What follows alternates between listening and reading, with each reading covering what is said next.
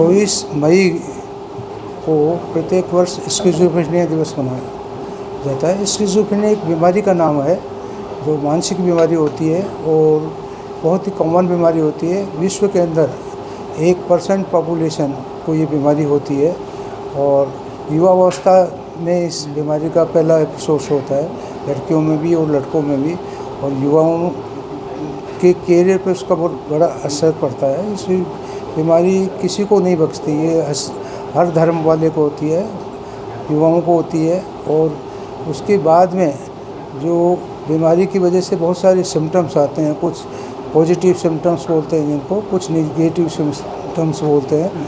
जो इसमें सबसे ज़्यादा ख़राब बात होती है, आदमी धीरे धीरे अपने काम 10th 11th 12th में आते ही अच्छा टॉपर होगा, उसकी भी परफॉर्मेंस बिगड़ने लगेगी। तो घर वाले सोचते क्या हो गया।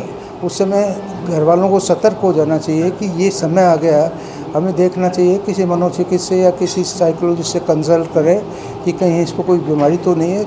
वो अकेला रहने लगा, परफॉर्मेंस कम हो जाएगी, अकेला रहने लग जाएगा, इंट्रोवर्टेड हो जाएगा, कई बार अपने आप बैठे बैठे हंसने लग जाएगा, कहीं रोने लग जाएगा या इशारे करने लग जाएगा, अकेला घूमने भी जाएगा तो अकेला जाएगा। और कई बार देखा होगा कि वो कहेगा कि मेरे तो कानों में पड़ोसियों की आवाज़ आ रही है, उनकी आ रही है, लोगों पे वहम करने लग जाएगा। इस तरह के लक्षण उसमें यदि आप देखें तो तुरंत किसी भी मनोचिकित्सक या मनोवैज्ञानिक से कंसल्ट करें, या वो भी संभव नहीं तो किसी भी डॉक्टर से कंसल्ट करें, जनरल डॉक्टर फिजिशियन से कंसल्ट करें और उसके बारे में कोई साइकोलॉजिकल टेस्ट कराएं, जिसकी वजह से पता चल सके कि ये नॉर्मल ये जो कर रहा है उसका कारण कहीं स्किज़ोफ्रेनिया तो नहीं है। स्किज़ोफ्रेनिया के इलाज के लिए कतराना नहीं चाहिए। इसको जितना आज का थीम है, जितने जल्दी शुरू करेंगे उतनी हेल्दी लाइफ होगी। तो ये जो है जल्दी शुरू करने और कंटिन्यूस रखने के बाद में आदमी किसी भी ऊंचाई तक पहुंच सकता है। उसको कुछ दवाइयाँ होती है, वो मेंटेनेंस डोज उसको कई बार लंबी लाइफ लॉन्ग भी खानी पड़ सकती है, तो उसमें कतराना नहीं चाहिए। डायबिटीज़ में, हार्ट अटैक में, बहुत सारी थायराइड में की बीमारी में हम जैसे दवाई लंबे समय तक खाते हैं, ठीक उसी प्रकार ये भी एक बीमारी है जिसका लंबे समय तक इलाज लेना चाहिए। उसके अलावा भी जब कभी लगे कि दवाइयों से भी असर नहीं होता, कुछ इंजेक्शन्स होते हैं वो लेना चाहिए, या बिजली का इलाज भी इसमें कई बार दिया जाता है।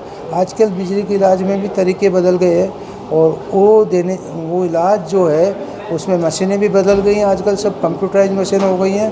हल्का से 1 सेकंड के लिए शेक करते हैं, इंडिविजुअली डोज वो खुद ही तय करती हैं। इस तरीका बदल गया जिसमें आदमी उसको मरीज़ को बेहोश किया जाता है। बेहोश करने के बाद उसमें एक इंजेक्शन से उसको मसल्स को रिलैक्स कर दिया जाता है और ऑक्सीजन दी जाती है। 1 सेकंड के शेक के बाद हम पुनः ऑक्सीजन दे के रिकवरी हो जाती है 5-10 मिनट में, और उसको बाहर निकाल दिया जाता है। तो इस तरह से करने से भी बहुत बड़ा फ़ायदा होता है। कई बार एक मशीन होती है, मैग्नेटिक थेरेपी होती है, उससे भी फ़ायदा आ सकता है। तो हमें कहने का मतलब ये है कि ऐसी बीमारियों का हमें जल्दी से जल्दी निदान कराना चाहिए, जल्दी से जल्दी पहचानना चाहिए और जल्दी से जल्दी इलाज कराना चाहिए, कंटिन्यूस इलाज कराना चाहिए। कई बार दवाई को दूसरे दिन ही आप देखते हो असर आया नहीं, पर दवाई का कुछ असर आने में समय लगता है। और हर दवाई, ये भी गलत धारणा है कि हर दवाई नींद की दवाई नहीं होती। हर दवाई जो होती है स्पेसिफिक दवाई दी जाती है। साइकेट्रिस्ट के पास जाएंगे तो वो स्पेसिफिक सिम्टम्स के हिसाब से दवाई देगा, उसे भी फ़ायदा आएगा।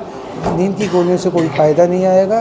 तो ये नींद की गोली तो फिर भी कई बार किसी को दवाई लेते हुए भी ज़रूरत पड़ जाती है तो देनी पड़ती है।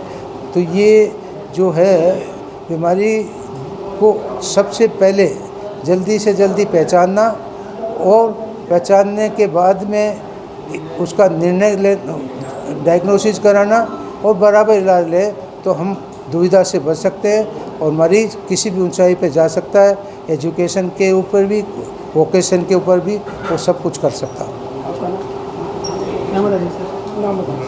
मैं डॉक्टर ML अग्रवाल, वरिष्ठ मनोरोग चिकित्सक, vice president association of industrial psychiatry of India, Agarwal neuro centre, Kota.